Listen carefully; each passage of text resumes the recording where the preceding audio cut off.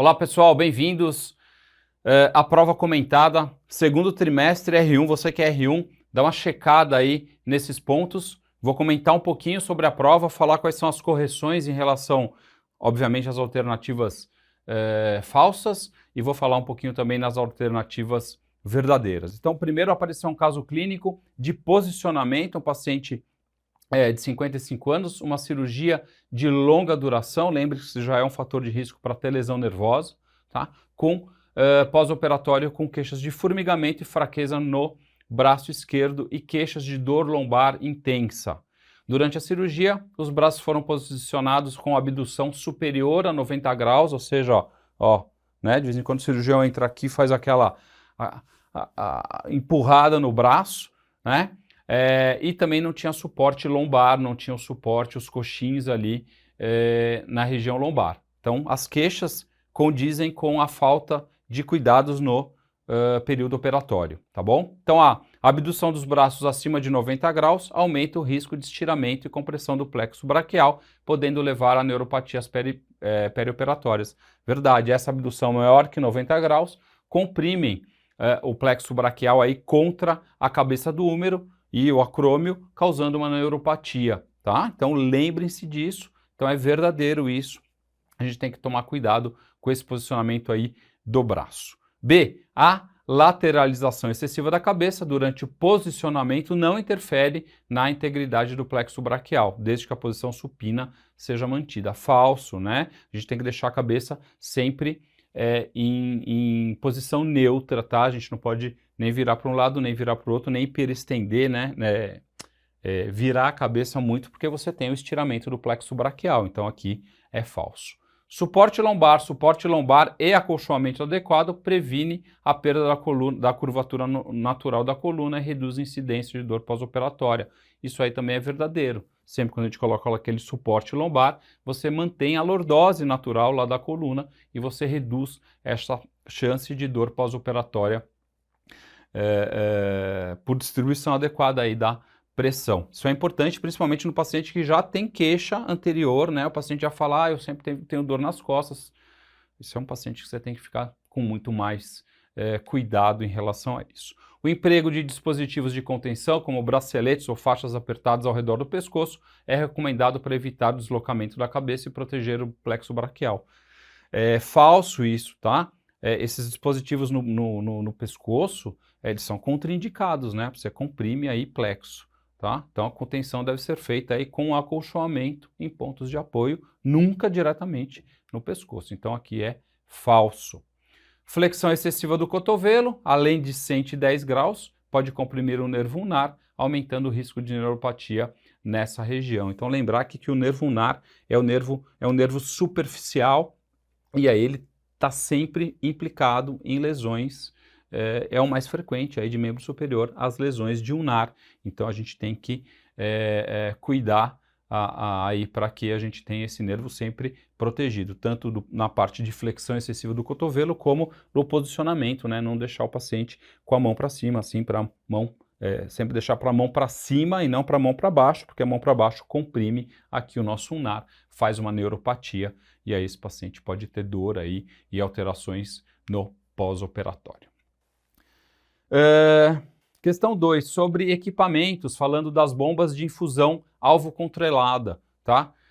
Primeira infusão de alvo controlada que a gente teve foi do Propofol, era de um laboratório, é o dipirfusor, ele existe até hoje, né, mas foi a primeira que apareceu.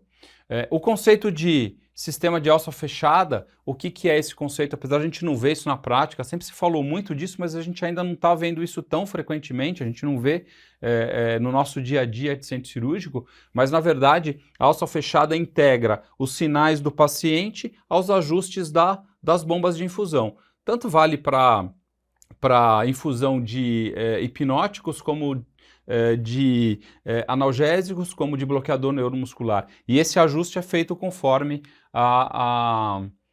as respostas que esse paciente tem, né? Então existe todo um software, obviamente, um sistema aí que eu acho que vai ser muito avançado agora com a inteligência artificial, com tudo que a gente tem, e aí você tem isso como correto. Então, o ajuste da infusão do anestésico, aqui ele está falando só de de venoso, né, de alvo controlada. E, então, teoricamente, aqui, quando o nosso bis começar a ter uma alteração ou qualquer outro monitor neurológico, a gente vai ter um aumento da infusão do Propofol para tentar trazer esse paciente para o plano anestésico correto. Na infusão efeito, a constante K0 é uma determinante do bolus inicial do fármaco, está correto, tá? O K0, a constante de equilíbrio efeito compartimento, determina o bolus inicial para atingir rapidamente a concentração alvo lá no nosso sítio de ação, tá? C. Na infusão plasma, o menor tempo de equilíbrio entre a concentração plasmática e a biofase. Falso aqui, tá? Infusão plasma é a que tem a maior tempo para equilíbrio com a biofase, tá? Quando a gente compara com a infusão efeito, tá? Então, na infusão plasma, concentração plasmática é o alvo, mas a biofase depende do K0, lenta, né? Na infusão efeito, o alvo é a biofase, com equilíbrio mais rápido, tá bom? Então, aqui é falso, tá? O diprifusor é um sistema de fusão de primeira geração, tá errado, tá? Foi o primeiro que apareceu, é de primeira geração. Vem os de segunda geração tem vários modelos farmacocinéticos, né, para o Propofol, então tem a Schneider, tem o Eleveld, que é agora o da moda, né? Então as bombas de segunda geração tem aí vários modelos farmacocinéticos e essas bombas também trazem modelos farmacocinéticos de outras drogas também, como o remifentanil, o modelo de Minto. Então essas outras bombas são mais modernas e obviamente elas têm mais opções, né? Algumas com até infusão do Propofol para crianças, né? Como o Ped-Fusor. Então temos essa propriedade aí, essa facilidade hoje maior com essas bombas de segunda geração.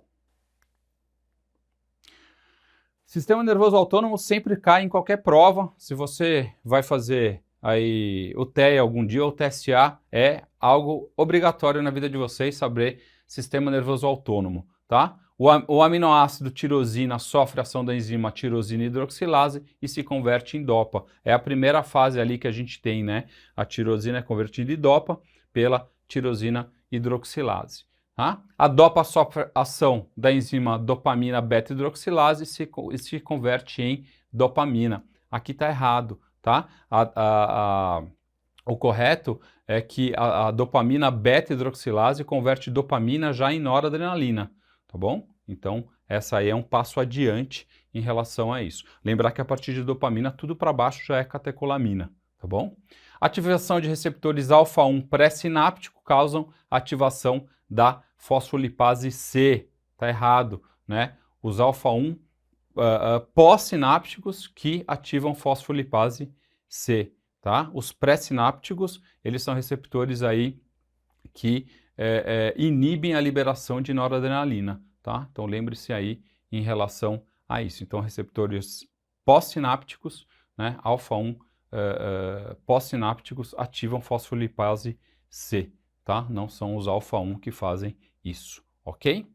E alternativa D, os receptores alfa-2 estão presentes nos terminais pré e pós-sinápticos. Verdadeiro, lembrar que os dois, né, beta-2, alfa-2, sempre estão pré e pós-sinápticos, ok? Então está correta essa afirmação. E o último, ativação dos receptores alfa-2 pré-sinápticos, ativa a adenilato ciclase. Está errado, tá bom? Está errado, é falso. Ativação dos alfa-2 pré-sinápticos inibem a adenilato ciclase via a proteína GI, tá bom? Então, é essa a correção correta, tá bom? Então, eles reduzem aí o AMP cíclico, diminuindo liberação de neurotransmissores.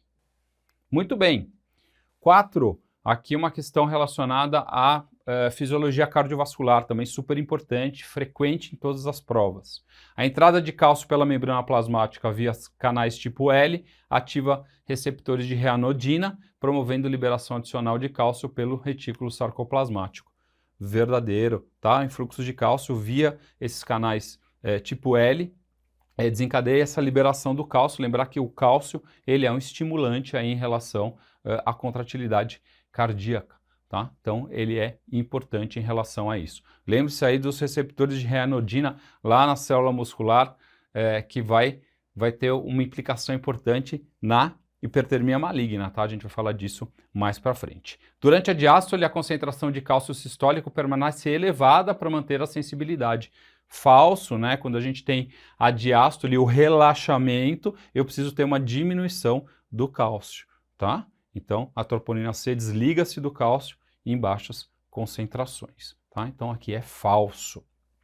Alternativa C, a fosforilação do fosfolamban reduz sua ação inibitória sobre o retículo sarcoplasmático, endoplasmático.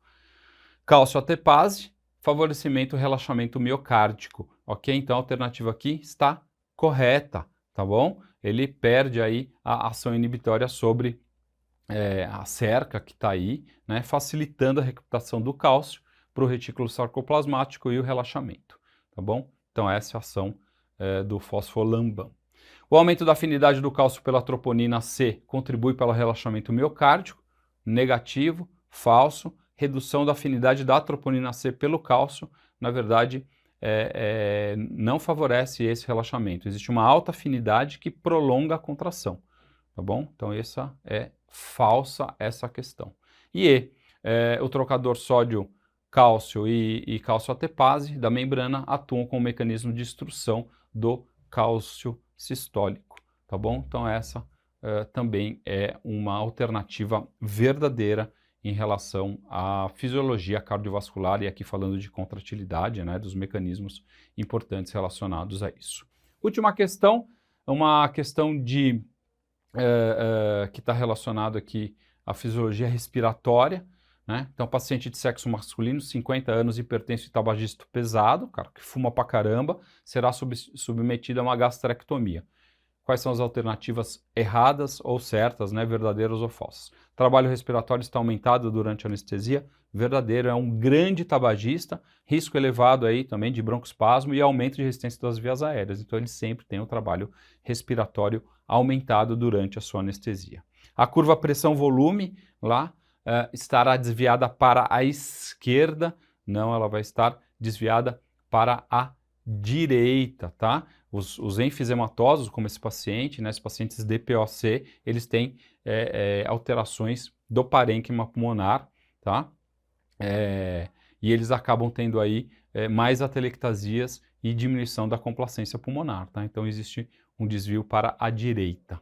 C, a ventilação do espaço morto pode estar bastante aumentada nesse paciente. É verdade, lembrar que esse paciente é um DPOC enfisematoso com destruição dessa parte, tem destruição, alterações pulmonares importantes, o que resulta em aumento do espaço morto fisiológicos e também alterações de ventilação perfusão nesse paciente, tá? Então está verdadeiro o aumento do espaço morto. A espirometria espera-se uma diminuição da capacidade vital funcional, forçada, com razão, fração expirada, volume expiratório forçado no primeiro segundo, relação com capacidade vital forçada, preservada.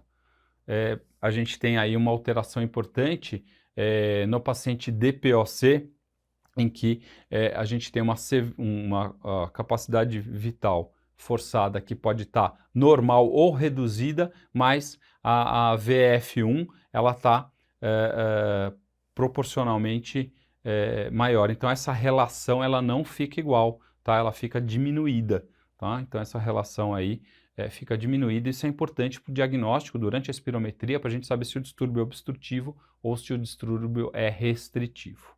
Anestesia geral pode predispor a hipoxemia devido a um desequilíbrio da ventilação-perfusão. Isso a gente sabe muito bem. A anestesia geral promove relaxamento muscular e eu tenho muito mais chance de fazer atelectasia, principalmente de bases, o que aumenta aí a chance de alterações de ventilação-perfusão nesse paciente, principalmente muito shunt aí que a gente tem nesses pacientes. Ok, pessoal? Então, rapidamente aí o comentário aí em relação à sua prova de M1. Espero que você tenha ido muito bem.